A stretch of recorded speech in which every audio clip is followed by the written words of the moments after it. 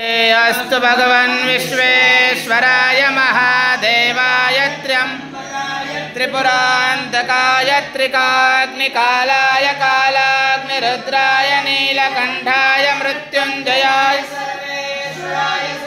शिवाय श्रीमन्महादेवाय नमः। अघोरेभ्यो घोरघोरेभ्यो घोरघोरतरेभ्यः सर्वेभ्यो नमस्ते अस्तु रुद्ररूपेभ्यः। तत्पुरुषाय विद्महे महादेवाय धीमहि तन्नो रुद्रः प्रचोदयात्।